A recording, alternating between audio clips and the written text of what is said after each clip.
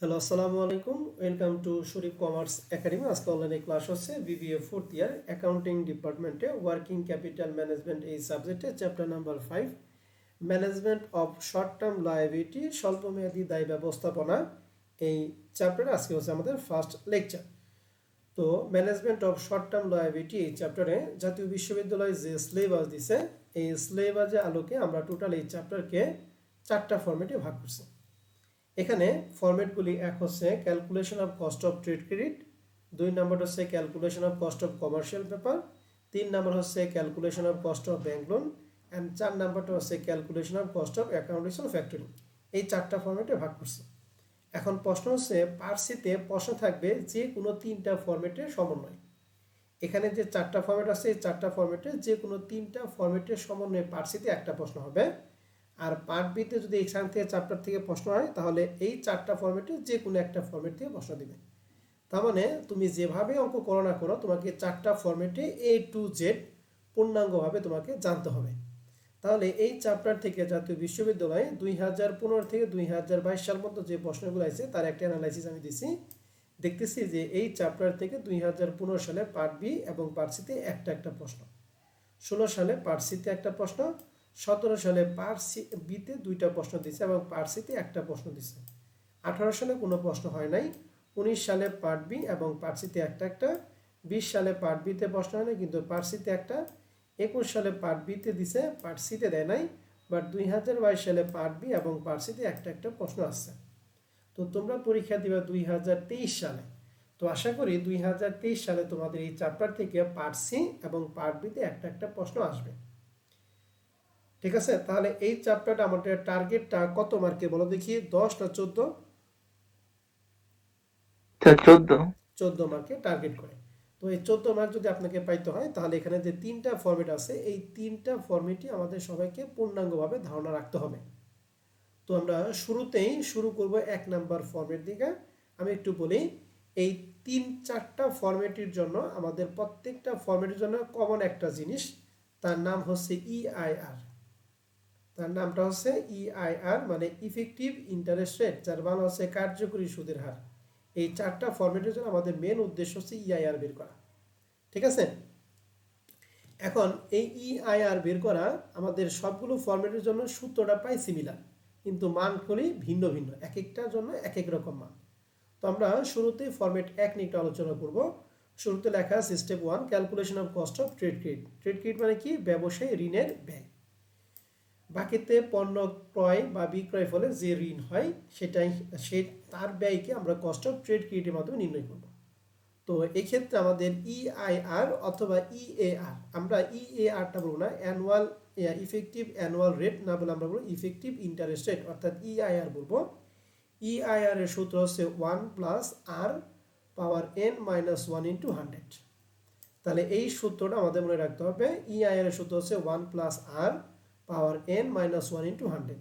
And প্রশ্ন হচ্ছে এখানে আর এবং এন এর মান, এই দুইটা মান যদি আমি জানি তাহলে কস্ট অফ ট্রেড ক্রেডিট আমরা পারবো। এখানে আর মানে কি?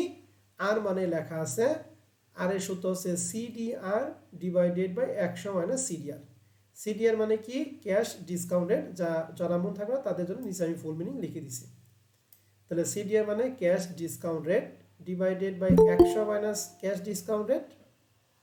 আর এন এর সূত্র হচ্ছে 360 divided by CP minus DP. 360 মানে কি? কিছু কিছু মাস আছে 28, কিছু কিছু মাস 29, কিছু কিছু 30, আবার কিছু কিছু 31 আছে। আমরা অ্যাভারেজে সারা বছরে প্রত্যেকটা মাসকে অ্যাভারেজে 30 দিন ধরে 30 ইন্টু 12 সমান সমান 360। এর জন্য আমরা এক বছর সমান সমান 360 লিখব। আর সিপি মানে হচ্ছে ক্রেডিট পিরিয়ড, ডিপি মানে হচ্ছে ডিসকাউন্ট পিরিয়ড। তাহলে এই কস্ট অফ ট্রেড ক্রেডিট করার জন্য আমাদের টোটাল 3টা মান যদি প্রশ্ন থেকে বের করতে পারি তাহলে তুমি কস্ট অফ ট্রেড ক্রেডিট পারবা। প্রথম মান হচ্ছে সিডিআর মানে ক্যাশ ডিসকাউন্ট রেট, নগদ ভাট্টার হার। সিপি মানে ক্রেডিট পিরিয়ড, ডিপি মানে ডিসকাউন্ট পিরিয়ড। ঠিক আছে, তাহলে এখন আমার টার্গেট হচ্ছে সিডিআর, সিপি এবং ডিপি, এই 3টা জিনিস আপনাকে বোঝানো। তো আমরা যখন ছোটোবেলায় বা ফার্স্ট ইয়ার বা সেকেন্ড ইয়ারে যখন পারপিচুয়াল ইনভেন্টরি সিস্টেম আমরা জাবেদা করতাম, তখন সেক্ষেত্রে আমাদের জাবেদার মধ্যে বাকিতে বিক্রয় ক্ষেত্রে একটা কন্ডিশন থাকতো। কন্ডিশনটা এরকম থাকতো যে 2 এর 10 নিট 30 থাকতো, অনেক সময় 60 থাকতো, অনেক সময় 90 থাকতো। ঠিক আছে না ম্যাডামরা, স্যাররা? জি ভাইয়া। তাই এই যে কন্ডিশনটা থাকতো, এই কন্ডিশনটার কথা মানে কি? কন্ডিশনটার কথা মানে হচ্ছে 10 দিনের মধ্যে যদি বিক্রিত মাল, 10 দিনের মধ্যে যদি 10 দিনের মধ্যে যদি পাওনাদারের টাকা পরিশোধ করা হয়, তাহলে সেই ক্ষেত্রে কত পার্সেন্ট ডিসকাউন্ট পাবে বলো দেখি? 2% ডিসকাউন্ট পাবে। 2%। আর সর্বোচ্চ 30 দিনের মধ্যে তোমাকে পরিশোধ করতে হবে। তুমি যদি 11তম দিনেও পরিশোধ করো তাহলে তুমি 2% ডিসকাউন্ট পাবা না। তাহলে কন্ডিশন কি? 10 দিনের মধ্যে পরিশোধ করলে 2%, আর সর্বোচ্চ কয় দিন? 30 দিন। এখন 10 দিনের মধ্যে পরিশোধ করলে 2% ডিসকাউন্ট। এই দুই কথার মানে হচ্ছে সিরিয়ার, মানে ক্যাশ ডিসকাউন্ট রেট। আর এটা হলো ডিসকাউন্ট পিরিয়ড, আর এটা হলো কি? Credit period. তাহলে ক্রেডিট পিরিয়ডটা হচ্ছে সবসময় মনে রাখবা, ক্রেডিট পিরিয়ডটা সবসময় বড় থাকবে, আর ডিসকাউন্ট পিরিয়ডটা সবসময় কি থাকবে? ছোট থাকবে। মনে থাকবে স্যার এবং ম্যাডামরা? জি ভাইয়া। তাহলে আমরা একটা সরাসরি একদম লাইভ প্রশ্ন চাই। হ্যাঁ, আমাদের এক্সারসাইজ 1 নাম্বার যে প্রশ্নটা ছিল সেটা হচ্ছে 2020-2014 সালে ওয়ার্কিং ক্যাপিটাল ম্যানেজমেন্ট পার্ট সিতে প্রশ্নটা ছিল।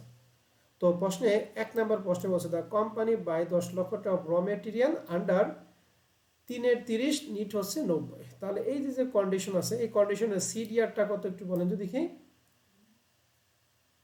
3 আর সিপি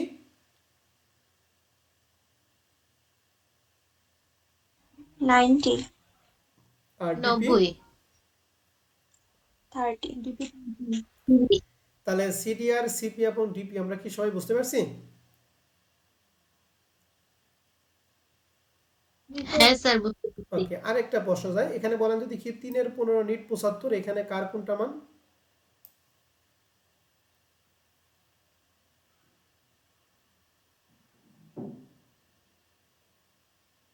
সিপি হচ্ছে স্যার 75, ডিপি হচ্ছে 15, আর সিডিআর হচ্ছে 3A। ওকে, তাহলে আশা করি সিপি, ডিপি এবং সিডিআর আমরা কি সবাই ক্লিয়ার? জি ভাইয়া। ওকে, হ্যাঁ স্যার। তাহলে 4টা ফরম্যাটের মধ্যে আমরা একটা ফরম্যাট শেষ করলাম, সেটা কি? Cost of trade credit. এরপর আমরা চলে যাব কস্ট অফ কমার্শিয়াল পেপার, যেটাকে বলা হয় বাণিজ্যিক পত্রের ব্যয়। তো এই কস্ট অফ ট্রেড ক্রেডিটের ক্ষেত্রে ইআইআর এর যে সূত্র, এই কস্ট অফ ট্রেড ক্রেডিটের ক্ষেত্রে সূত্রটা কি? সিমিলার, হুবহু একই, বাট পরিবর্তন হচ্ছে এখানে যে আর এর যে সূত্র, এখানে আর এর সূত্রটা ভিন্ন। মানে ইআর এর সূত্রটা সব এক, কিন্তু আর এবং এনটাই কি? চেঞ্জ। তো কস্ট অফ কমার্শিয়াল পেপারের ক্ষেত্রে আর বের করার সূত্র হচ্ছে এফবি, কথাটা মানে হচ্ছে ফেস ভ্যালু, এনএসবি মানে হচ্ছে net sales value divided by net sales value, আর এন এর সূত্র হচ্ছে 360 ডিভাইডেড বাই এমপি। এমপি মানে হচ্ছে ম্যাচুরিটি পিরিয়ড, অর্থাৎ একটা কমার্শিয়াল পেপার কত দিনের কি হবে? ম্যাচুরিটি হবে। এটাকে আমরা বলবো কি? এমপি। এখন প্রশ্ন হচ্ছে এখানে এফবি মানে হলো ফেস ভ্যালু, যেটা প্রশ্নে সবসময় দেওয়া থাকবে, আর এনএসবিটা কখনোই প্রশ্নে দেওয়া থাকবে না, তবে কিছু কিছু প্রশ্নে দেওয়া থাকতে পারে। তো যদি প্রশ্নে দেওয়া না থাকে তাহলে এনএসবিটা বের করো কিভাবে? এনএসবি বের করার যে সূত্র সেটা হচ্ছে এটা, সেলস ভ্যালু মাইনাস আদার কস্ট। বলো তো দেখি এনএসবি বের করার সূত্রটা কি? সেলস মাইনাস আদার কস্ট। আদার কস্ট। গুড। আদার এবার আসেন, এই সেলস ভ্যালুটা প্রশ্নে দেওয়া থাকবে, যদি দেওয়া না থাকে তাহলে সেলস ভ্যালু সম্পর্কে ডিরেকশন বলা থাকবে। তাহলে আমি আবার বলতেছি, সেলস ভ্যালু প্রশ্নে দেওয়া থাকবে, না থাকলে ডিরেকশন বলা থাকবে, আর না থাকলে বা ডিরেকশন যদি কোনো কিছু না বলা থাকে তাহলে ফেস ভ্যালুকে আমরা সেলস ভ্যালু দেবো। মনে থাকবে?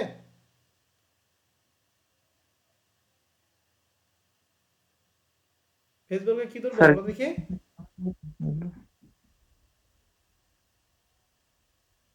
স্যার বুঝি নাই, কথাটা একটু আবার বলবেন? আবার বলতেছি, সেলস ভ্যালু সেলস সম্পর্কে ভ্যালু। যদি কোনো ডিরেকশন প্রশ্নে বলা না থাকে তাহলে ফেস ভ্যালুকে আমরা সেলস ভ্যালু ধরবো। মনে থাকবে কথা? জি স্যার। ওকে, আর জি ভাইয়া। আদার কস্ট সম্পর্কে প্রশ্নে বলা থাকবে, যদি বলা থাকে তাহলে যা থাকবে তাই, আর যদি না বলা থাকে তাহলে আদার কস্ট আমরা জিরো ধরবো। ক্লিয়ার সবাই? জি তাহলে স্যার। এখানে দুইটা কথা বললাম, এক, সেলস ভ্যালু প্রশ্নে দেওয়া থাকবে, যদি দেওয়া না থাকে তাহলে এই ফেস ভ্যালুকে আমরা কি ধরবো বলো দেখি? Sales value. Sales sales value. Value. আর আদার কস্ট যদি প্রশ্নে উল্লেখ থাকে ভালো আমরা দিব, যদি না থাকে তাহলে এটা কি জিরো। আমরা জিরো। ফেস ভ্যালুকে আমরা আদার কস্ট ধরতে যাই না, হ্যাঁ। আর এমপি কথাটা মানে হচ্ছে ম্যাচুরিটি পিরিয়ড। এন্ড প্রশ্ন হচ্ছে এই আদার কস্ট বলতে কি কি লেখা আছে মনে রাখতে হবে। ফুল টিউশন কস্ট বা আদার কস্ট কার উপর ধরতে হবে, সেটা যদি উল্লেখ না থাকে তাহলে সেটা সবসময় কার উপর ধরবো বলো দেখি? ফেস ভ্যালুর ফেস উপর। ভ্যালু। অর্থাৎ এই ফুল টিউশন কস্ট বা আদার কস্ট একটা পার্সেন্টেজ দেওয়া থাকবে, এই পার্সেন্টেজটা দুইটা জিনিসের উপর ধরতে হয়, এক সেলস ভ্যালু আর একটা কি ফেস ভ্যালু।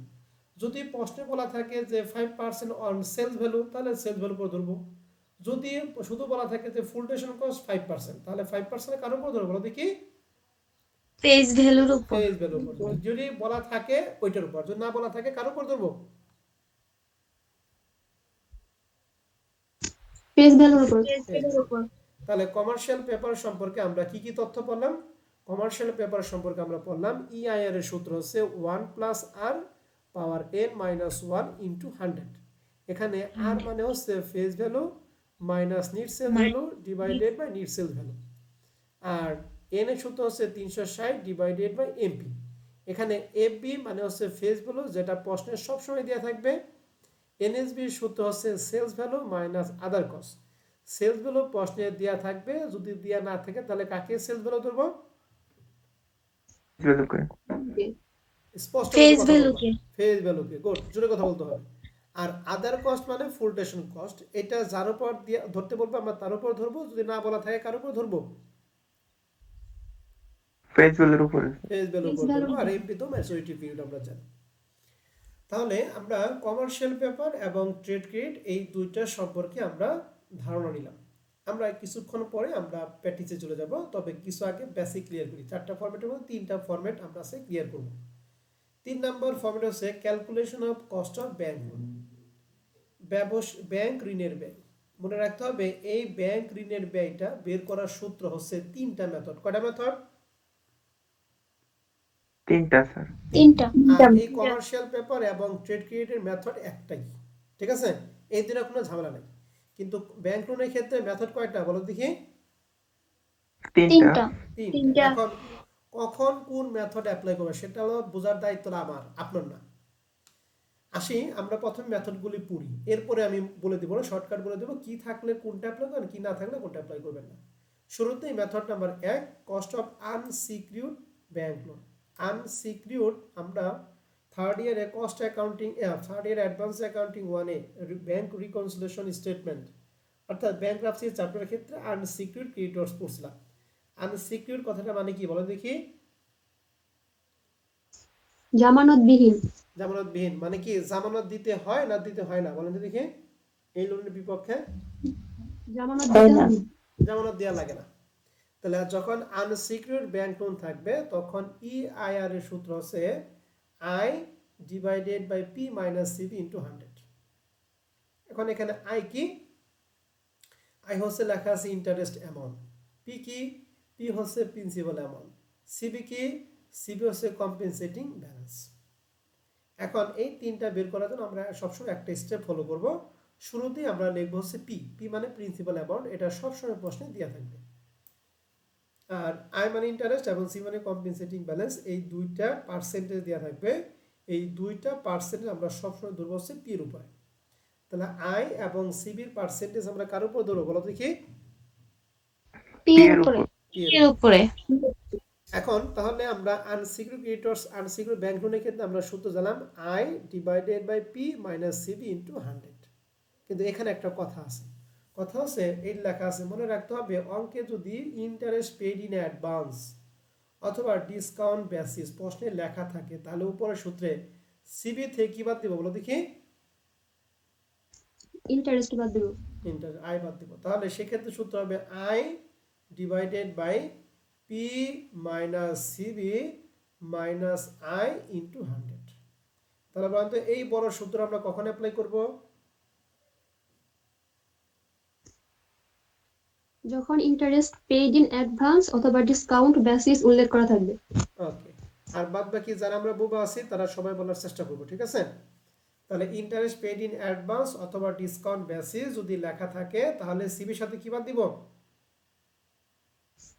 ইন্টারেস্ট বাদ দিব। আয় বাদ দিব। যদি Interest। এটা লেখা না থাকে তাহলে আয় নিয়ে চিন্তা করার কোনো দরকারই নেই। তাহলে এই হচ্ছে মেথড নাম্বার 1। তাহলে এখানে কি কি থাকবে?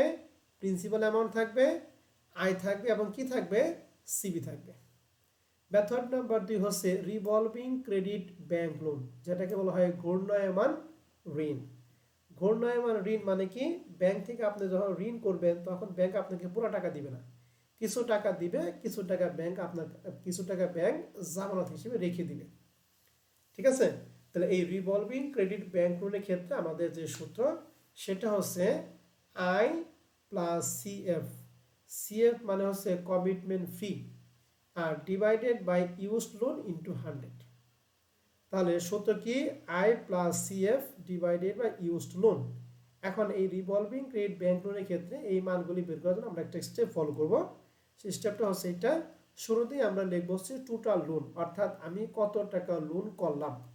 মনে করো আমি 5 লাখ টাকা লোন করছি। এই 5 লাখ টাকা মধ্যে ব্যাংক আমাকে দিছে হচ্ছে 3 লাখ টাকা। কত টাকা দিছে বলো তো দেখি? 3 লক্ষ টাকা। তাহলে আমি ব্যবহার করতে পারবো 3 লাখ, তাহলে এটাকে বলা হবে ইউজড লোন।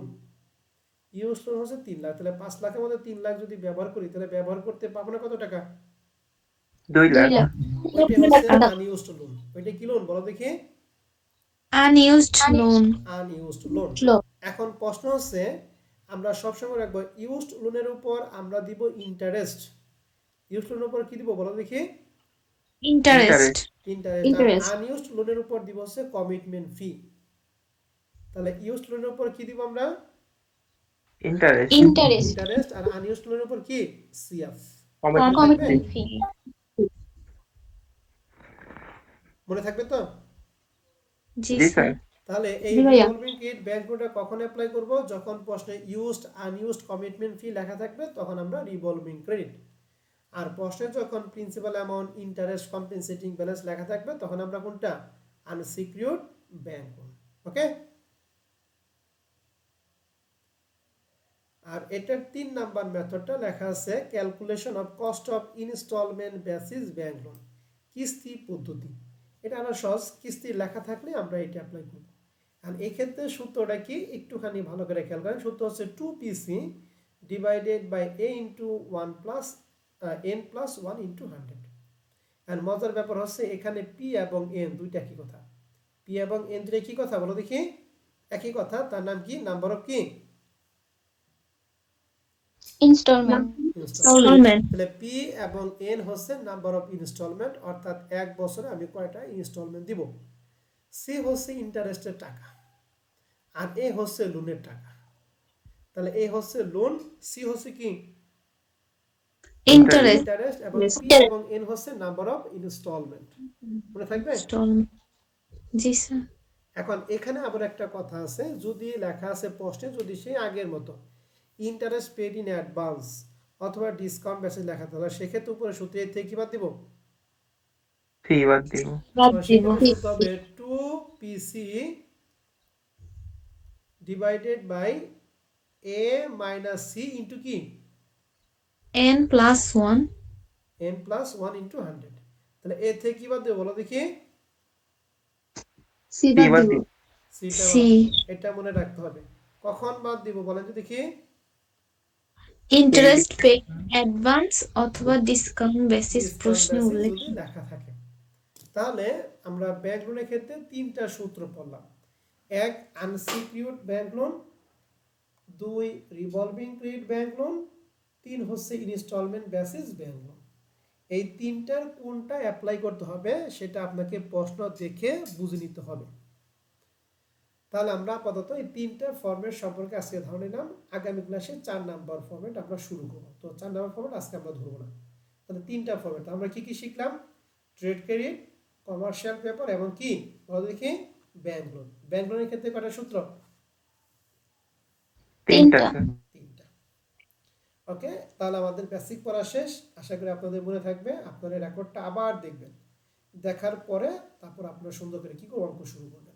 আসেন তাহলে আমরা এক্সারসাইজ 1 নাম্বার অঙ্কটা একটু ট্রাই করি। প্রবলেম 1 যেটা 2020 এবং 14 সাল অ্যাকাউন্টিং ডিপার্টমেন্টে পার্সিতে আসছিল। প্রশ্নে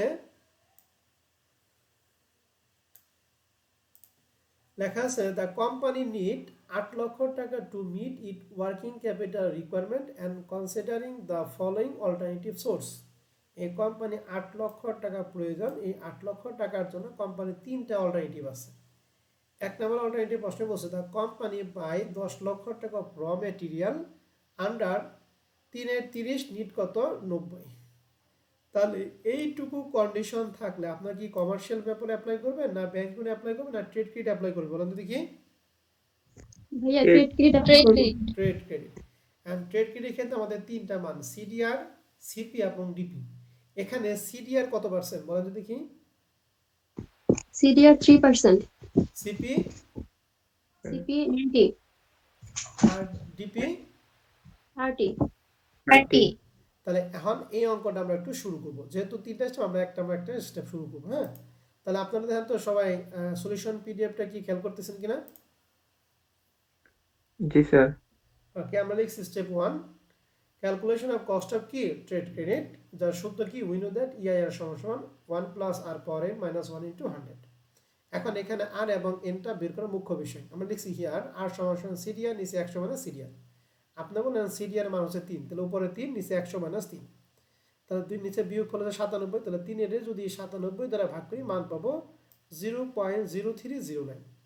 বুঝতে পারছি আর এর মানটা? জি স্যার। জি, এর স্যার। সূত্র হচ্ছে 360 divided by CP minus GP. CP মান কি বড়টা না ছোটটা হয় বলো দেখি। বড়টা স্যার। সিপি মানটা বড়টা হবে আর ছোটটা হচ্ছে ডিপি মান। এটা সবসময় মনে রাখবেন। হ্যাঁ, তাহলে আপনাদের সুবিধা হবে। তাহলে 90 মাইনাস কত 30, তাহলে 360 ডিভাইড 90 মাইনাস 30 মানে 60, 360 এ 60 দ্বারা ভাগ করলে হয় 6। তাহলে এন এবং আর এর মান কি আমরা সবাই ক্লিয়ার? জি স্যার। জি স্যার এখানে 1 প্লাস আর এর মান বসাইছি, পাওয়ার n এর মান 6 মাইনাস 1 ইনটু 100, ক্যালকুলেশনটা 2.03%। তাহলে ট্রেড ক্রেডিটটা কি আমরা পারবো? জি স্যার আর কেউ যদি পরীক্ষা হলে এই যে 3টা কোডিশনের মধ্যে 3টা স্টেপের মধ্যে যদি প্রথম স্টেপটা করে আসেন তাহলে আপনি এখান থেকে 3 পাবেন। বুঝতে পারছি?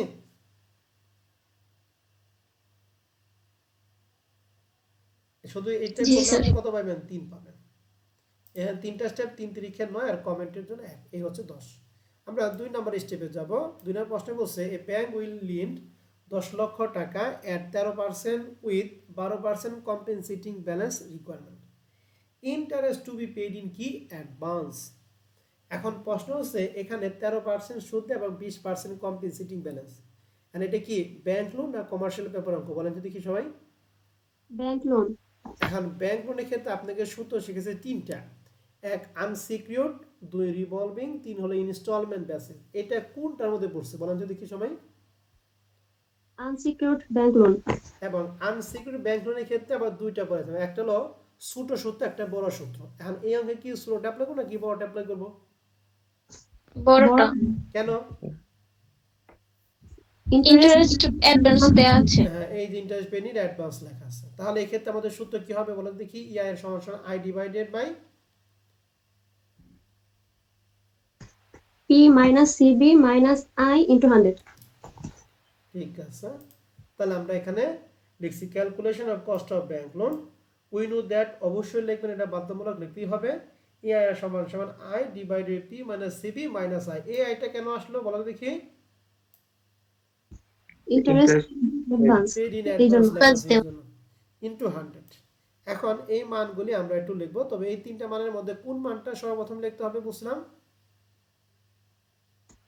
পি এর মানটা P এর প্রিন্সিপাল। আই এবং সিবি দুইটা কার উপর ধরবো বলো তো দেখি। পি এর উপর পি এর উপর। পি প্রশ্নে দিয়ে আছে 10 লাখ টাকা। এই 13% এটা কি আয়ের মান না সিবির মান বলো তো দেখি। 13% আয়ের মান। তাহলে 10 লাখের 13% আয় আর 10 লাখের 20% কার মান হবে? সিবির মান। সিভির মান তাহলে 10 লাখের 13% 1,30,000, 10 লাখের 20% 2 লাখ টাকা। তাহলে এখন আমরা মান বসাইছি, উপরে 1,30,000, নিচে পি এর মান 10 লাখ মাইনাস সিবির মান 2 লাখ মাইনাস আয়ের মান সে আগেরটাই 1,30,000 ইন্টু 100, উপরে 1,30,000 নিচে 10,00,000, এই দুইটা বাদ দিয়ে যা থাকবে তারে ভাগ করলে 100 দ্বারা গুণ করলে মান হবে 19.40%। দেখেন তো ব্যাংক লোনের মধ্যে আপনাদের কারো কোনো কনফিউশন বা কোনো প্রশ্ন আছে কিনা?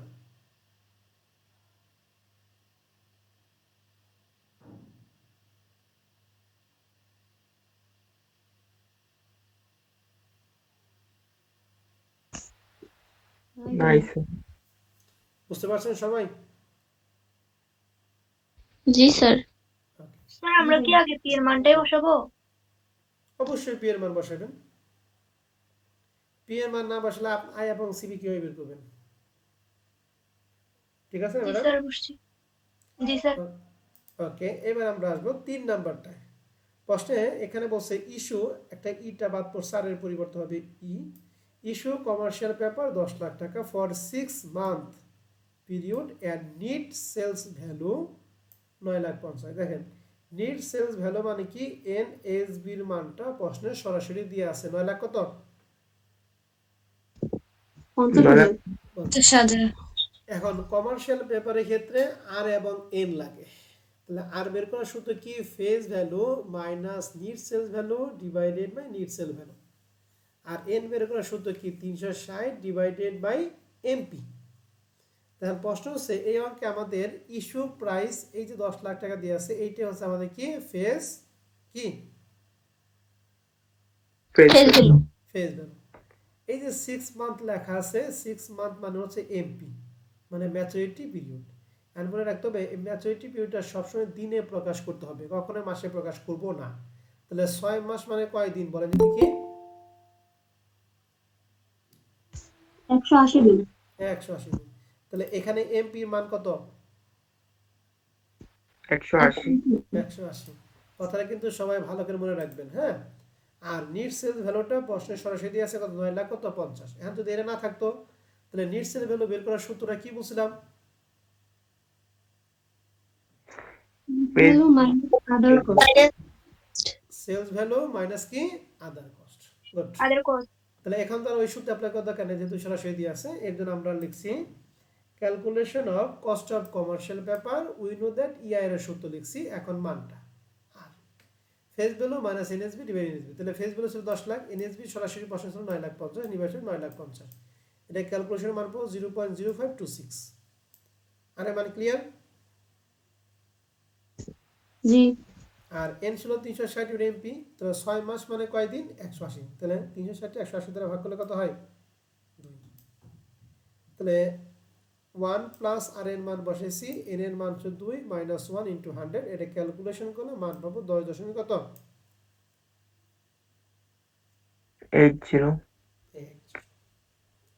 তাহলে দেখেন তো এই যে কমার্শিয়াল পেপার যেটুকু করছি, এর মধ্যে আপনাদের কারো কোনো কনফিউশন বা কোনো প্রশ্ন আছে কিনা কমার্শিয়াল পেপার নিয়ে?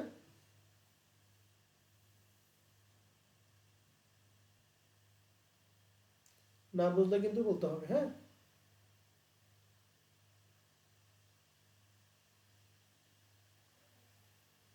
স্যার কোনো প্রশ্ন নেই। ওকে, যেহেতু কোনো প্রশ্ন নাই, তাহলে এখন আমাদের প্রশ্ন বলছে which alternative should be choose and why.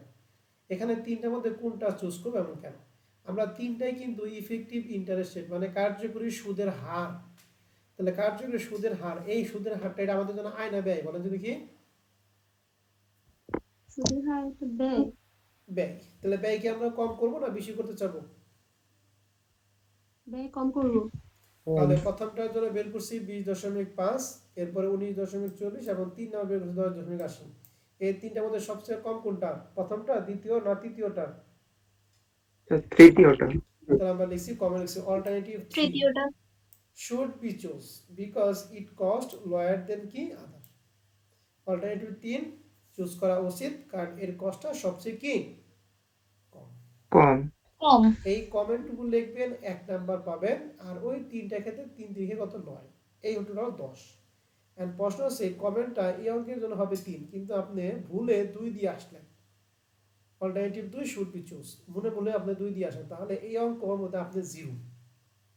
And স্যারের উপর ডিপেন্ড করে আপনাকে কিছু নাম্বার দিবে কি দিবে না, আমি দিব না, অন্য স্যার দিতেও পারে নাও দিতে পারে। বুঝতে পারছি? কারণ এই জি অঙ্কের মেন কথাটা হচ্ছে আপনার চাইছে যে কোনটা আপনি চুজ করবেন। আপনি সব কিছু ঠিকঠাক বলেন, কিন্তু হয়তো হবে একটা দিয়েছে আরেকটা, তাহলে আপনার নাম্বার পাওয়ার কি যোগ্য না যোগ্য না বলেন যদি কি সবাই? যোগ্য না। যোগ্য না, আপনি একও পাবেন না। তবে স্যারের উপর ডিপেন্ড করবে, স্যার যদি মায় হয় যে এত কষ্ট করছেন 2-4 দিন, তাহলে সেক্ষেত্রে স্যার দিতে পারে। ঠিক আছে? ইয়াং স্যাররা স্যার দিবে কম না এক কথা, ইয়াং স্যাররা দিবে না। যদি বয়স্ক স্যার হয় বা যদি সিনিয়র স্যার হয়, তাহলে সেক্ষেত্রে আপনার উপর মায়া করে হয়তো 2-4 দিতে পারে, আদারওয়াইজ দিবে না আর কি। হ্যাঁ, কি স্যার কিছু কমেন্টস বলছিলাম যদি বলেন। না লিখি তাহলে নাম্বার দিবে? হুম। কমেন্টস যদি না লিখি তাহলে কি নাম্বার দিবে? হ্যাঁ, চাইছেই কমেন্ট, তুমি কমেন্ট দিবে না, তাহলে সেক্ষেত্রে নাম্বার তো তোমাকে কম দিবে, এটা স্বাভাবিক। ঠিক আছে? আর এইটুকু লাইন লিখতে কি আর ভাই 10 মিনিট লাগবে? মনে হয় লাগবে না। ঠিক আছে? অতএব কমেন্টটা আমরা সবাই একটু ভালো করে লিখে আসবো। হ্যাঁ, যদি কমেন্ট চাই অবশ্যই লিখবো। তাহলে প্রবলেম একটা আমরা শেষ করলাম। হ্যাঁ, এই প্রবলেম একের মধ্যে কিছু অঙ্ক দিয়ে আছে, তাহলে অঙ্কগুলো আমি একটু পরে দিই, আপনারা বাসায় করতে পারবেন? জি স্যার। আসেন আমরা একটু ট্রাই করি। হ্যাঁ, শুরুতেই আমরা একটু এই 3 নাম্বার প্রশ্নটা ট্রাই করবো, এটা আমি করে দিব। 3 নাম্বার প্রশ্নটা আমি করে দেই, 2 নাম্বার প্রশ্নটা আজকে করা দরকার নাই, কারণ আমরা ওই যে অ্যাকাউন্টে ফ্যাক্টরিং করাই নাই, তো এই জন্য 3 নাম্বার 2 নাম্বার অঙ্কটা পরে করবো, আগামী ক্লাসে করবো। আমরা 3 নাম্বার দিয়ে একটু শুরু করি। 3 নাম্বার প্রশ্নে বলছে যে সাত লিমিটেড ওয়ান টু বোরোড 5 লক্ষ টাকা from DBBL from 1 year. DBBL ব্যাংকে এই ব্যাংকের থেকে 5 লক্ষ টাকা একটা কিনেছে, ঋণ নিছে। The bank has given to alternative, দুইটা অল্টারনেটিভ দিছে, প্রথম অল্টারনেটিভ এবং কি দ্বিতীয় অল্টারনেটিভ। তাহলে বলতো দেখি ব্যাংক লোনের ক্ষেত্রে আমরা কয়টা মেথড পড়েছিলাম? তিনটা। তিনটা। মনে আছে তিনটা। তো? আনসিকিউরড, রিভলভিং এবং কি ইনস্টলমেন্ট বেসিস। এখন এখানে কিন্তু কাজে লাগবে। বসে বলছে এ রিভলভিং ক্রেডিট 5 লাখ টাকা অ্যাট ইন্টারেস্ট রেট 13%, পিএ মানে পার অ্যানাম, ইট অ্যাভারেজ ব্রোয়িং ওয়াজ টাকা 3 লাখ টাকা ফর দ্য ইয়ার। বসে 5 লক্ষ টাকা ঋণ গ্রহণ করছে, 13% হারে অ্যাভারেজে তারা ঋণ ব্যবহার করতে পারবে 3 লাখ টাকা। তাহলে 5 লাখের মধ্যে 3 লাখ যদি ব্যবহার করতে পারে, তাহলে ইউজ লোন কত? 3 লাখ। আর আনইউজড 2 লাখ। 2 লাখ। 2 লাখ। তাহলে ইউজ লোনের উপর আমরা কি ধরি? ইন্টারেস্ট। আর আনইউজ লোনের উপর কি? কমিটমেন্ট কমিটমেন্ট ফি, যেটা দিয়ে আছে কত পার্সেন্ট? 3%। 3%। 3%। তাহলে এটা ব্যাংক লোনের কত নাম্বার মেথডের ক্ষেত্রে চলে যাবে? এটা 2 নাম্বার। 3 নম্বর বলছে যে 10% ইন্টারেস্ট, এই 5 লাখ টাকা ঋণ গ্রহণ করছে 10% ইন্টারেস্ট রেটে উইথ এ মান্থলি ইনস্টলমেন্ট। এটা কত নম্বরে? 3 নাম্বার মেথড। 3 নম্বর। নাম্বার প্রশ্ন বলছে হুইচ ইজ বেটার ফর সাত, সাদের জন্য কোনটা ভালো হবে? এক্ষেত্রে দুইটা বের করবো, দুইটার মধ্যে যেটা কম সেটাই সাত নিবে। তাহলে প্রথমটা রিভলভিং ক্রেডিট, ব্যাংক লোনের সূত্র আমরা জানি আই প্লাস কি সিএফ ডিভাইডেড বাই কি লোন, ইউজ না unused loan? Used loan into use. 100। তাহলে আমরা 3 নাম্বার অঙ্কের জন্য আমরা এখানে লিখছি ওই 3, এই যে 3, তাহলে লিখছি EIR, we know that EIR সমান সমান I plus CF divide use loan into 100।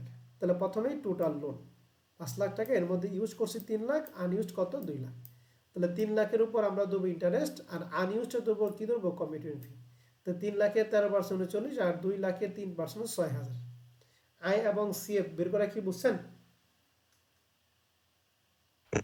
জি ভাইয়া। তাহলে আয়ের মান 39, সিএফ এর মান 6, নিচে ইউজ লোন আছে 3 লাখ ইন্টু 100, ক্যালকুলেশন হলো 15%। রিকোয়ারমেন্ট 1 নাম্বার নিয়ে কারো কোনো কনফিউশন বা কোনো প্রশ্ন আছে?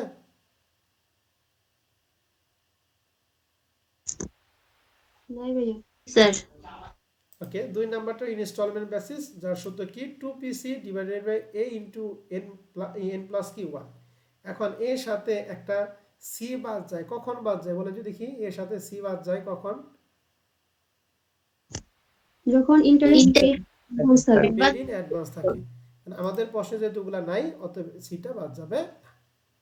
আর প্রশ্ন হচ্ছে আমাদের এটা করার জন্য 2pc ডিভাইডেড কি a ইনটু n প্লাস 1, এটা করার জন্য p এর মান লাগবে, c এর মান লাগবে। আমরা জানি p এবং n দুইটা কি সেম মান না? এর মানে কি? জি স্যার। Number of installment. তাহলে এখানে বলছে মান্থলি Installment। ইনস্টলমেন্ট, মান্থলি মানে 1 মাস পর পর দেয়, তাহলে বছরে কয়টা দিবে? 12টা। 12। তাহলে p এবং n এর মান কত? 12 মনে থাকবে? and সি মানে কি সি মানে ইন্টারেস্ট, এই 5 লাখ টাকা কত পার্সেন্ট সুদ?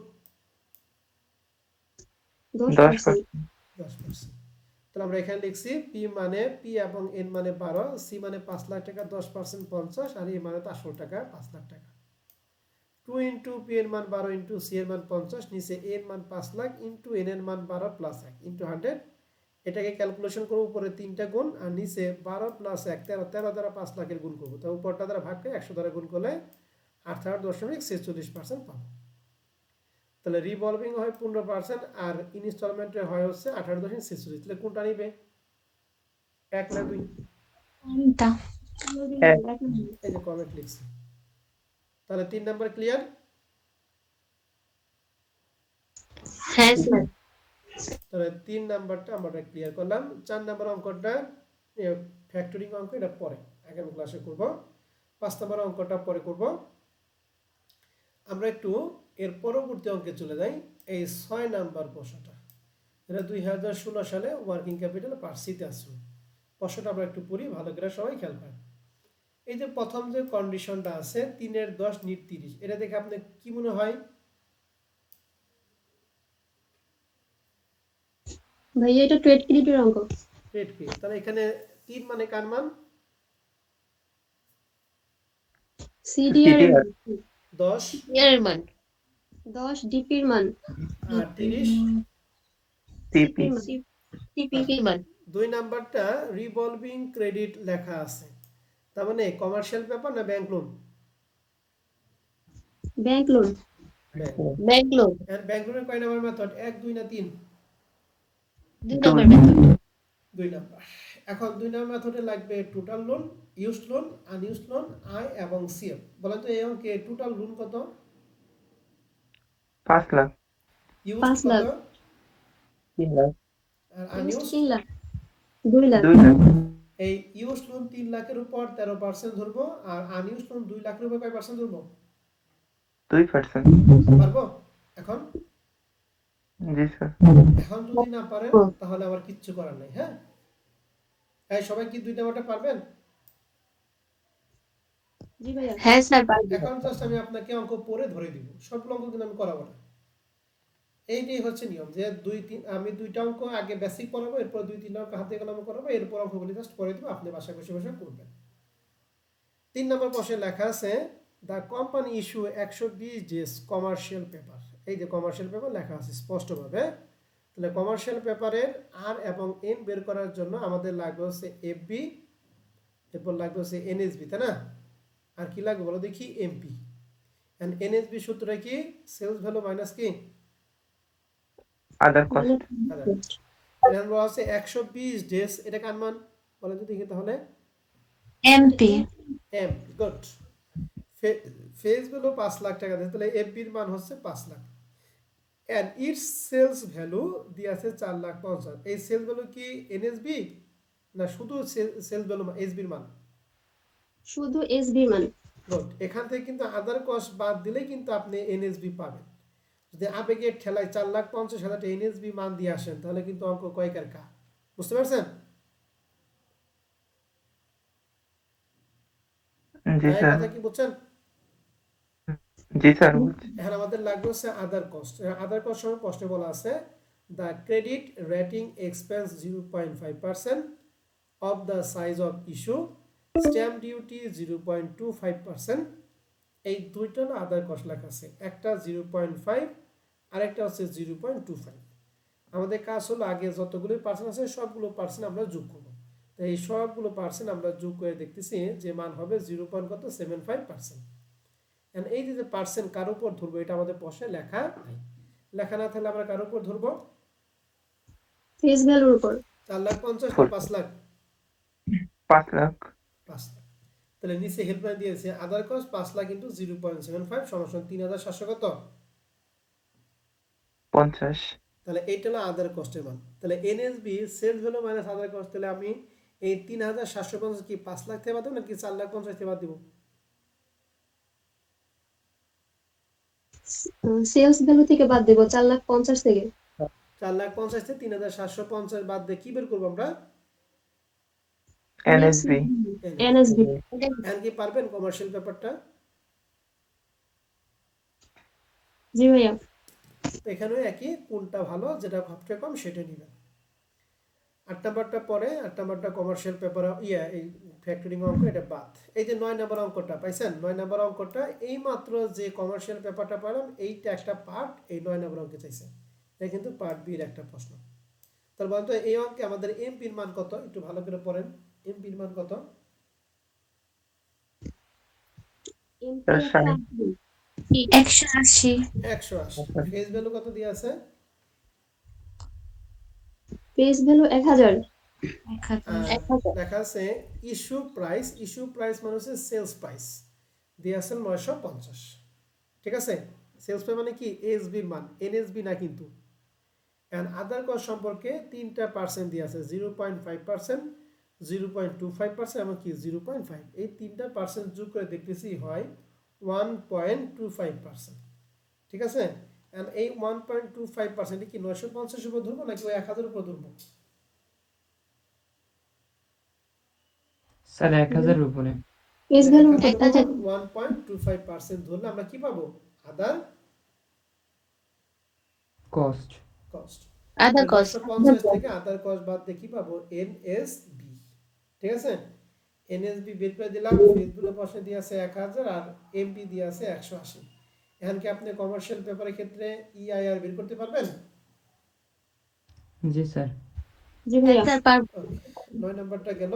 এরপর আসেন 10 নাম্বার। হ্যাঁ, খুব ইম্পর্টেন্ট এরকম একটা প্রশ্ন, এবার 2022 হয়েছে, 2014 সালের প্রশ্ন। প্রশ্নে লেখা আছে, এই যে উপরে লেখা আছে to meet the working capital requirement Padma Textile Mills ওয়ান টু বোরো 7,50,000 টাকা from DBBL Dhaka branch for a 1 year.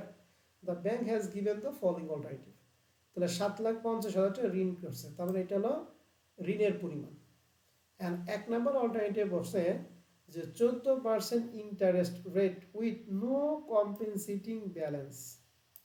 14% interest আছে কিন্তু কোনো কম্পেনসেটিং ব্যালেন্স নাই। তার মানে এইটুকু দেখে আপনার কি মনে হয় ব্যাংক লোনের ক্ষেত্রে কি মেথড 1, 2 না 3 নাম্বার বলেন? ভাইয়া এটা 1 নাম্বার মেথড। 1 number method. তাহলে 1 নাম্বার মেথডে ইয়ার সূত্র কি ছিল? আমরা যদি দেখি I divided by P minus CB into 100।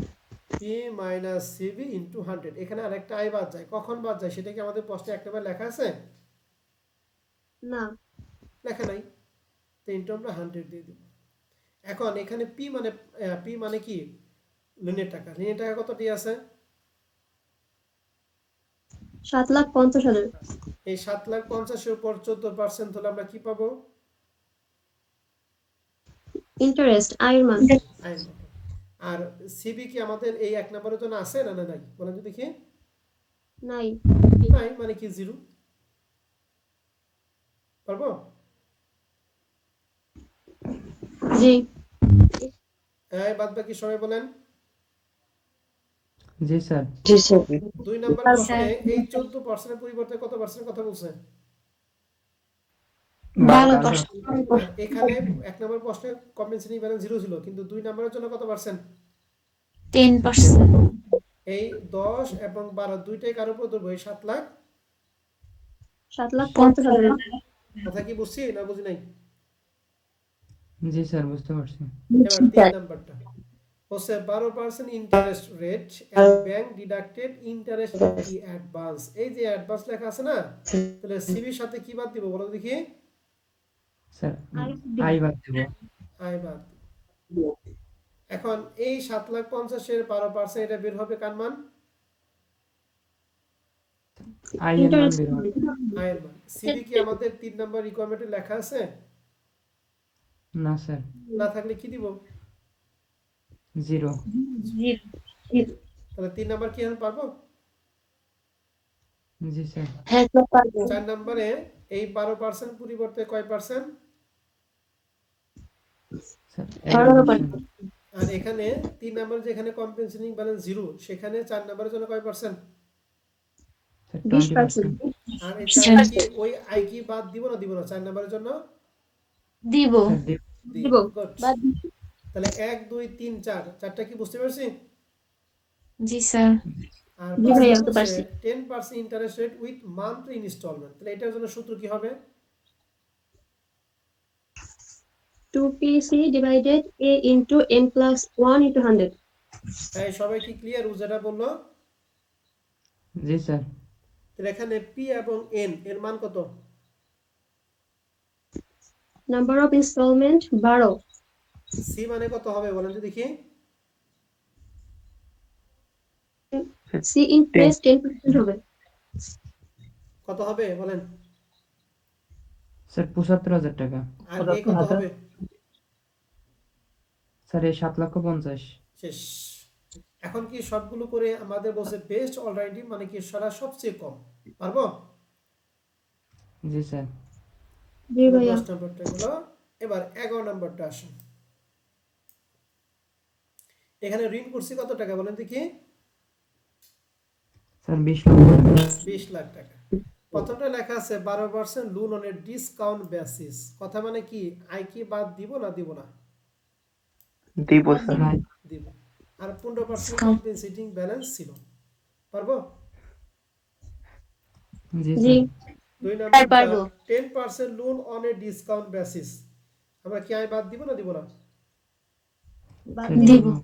সিবির মান বাদ কয় দিব। পার্সেন্ট? স্যার 8%। 8%। 3 নাম্বারটা 15% loan on a collection basis. দেখেন কালেকশন বেসিস আর ডিসকাউন্ট বেসিস কিন্তু এক কথা না। ঠিক আছে? তার মানে এই 3 নাম্বারের জন্য কি আয় কি বাদ দেওয়ার প্রয়োজন আছে না নাই বলেন তো দেখি? বাদ যাবে না। বাদ যাবে না। তাহলে আয় বাদ। এন বলছে নো কম্পেনসেটিং ব্যালেন্স মানে সিবির মান কত? 0। জিরো। বুঝছি? বুঝছি না বুঝি নাই? জি স্যার জি বুঝতে স্যার। পারছি। ডি নাম্বার বলছে 14% লোন অন ডিসকাউন্ট বেসিস। আয় কি বাদ যাবে না যাবে না? যাবে। যাবে। যাবে। এবং সিবি কি আছে নাকি জিরো হবে? Zero. Zero sir. 11 number zero. পারবো? জি স্যার। জি স্যার। হ্যাঁ পারবো। ওকে।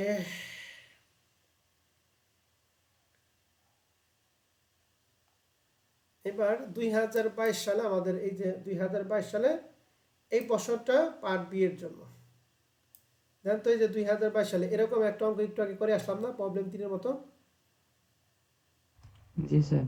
যে রিভলভিং ক্রেডিট আর মান্থলি ইনস্টলমেন্টের অঙ্ক সাদের অঙ্ক করেছেন এখানে শিল্পী লেখা আছে না? শিল্পী না শাপলা? শাপলা। ওকে তাহলে এটা কি পারবো পার্ট বি এর অঙ্কটা? হ্যাঁ জি স্যার স্যার। পারবো। আর এটা হলো জি স্যার, পার্ট পারবো। সিতে আসছিল। এই অঙ্কটাই যে এইমাত্র যেটা কইলাম ওইটা না? জি স্যার। জি স্যার। তাহলে লোন হচ্ছে 5 লাখ। বলেন তো 1 নাম্বার প্রশ্নে আয় কি বাদ যাবে না যাবে না?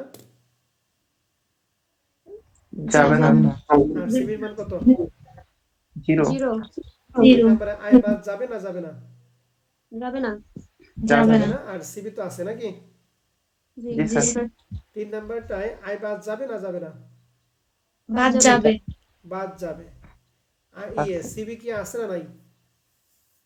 সিবি নাই। 4 নাম্বারটা আয় বাদ যাবে না যাবে না? বাদ যাবে। যাবে। বাদ সিবি যাবে। আছে। আছে। আছে। আর 5 নম্বরের সূত্র কি হবে বলেন তো দেখি?